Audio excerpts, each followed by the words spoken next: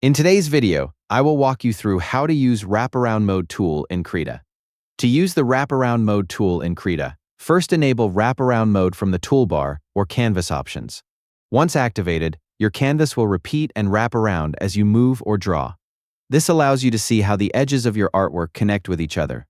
You can use Wraparound Mode when creating seamless patterns, textures, and repeating designs. It helps you check the connection between the edges of your artwork and make adjustments without manually moving the canvas. While Wraparound Mode is enabled, continue drawing and editing your artwork as needed. The repeated view will update as you make changes. To return to the normal canvas view, disable Wraparound Mode and continue working on your original artwork. The Wraparound Mode tool in Krita helps create seamless designs by showing how your artwork connects from one edge to another. It is useful for patterns, textures, backgrounds, and detailed artwork that requires smooth repetition. And that's how to use Wraparound Mode tool in Krita. Thank you for watching the video.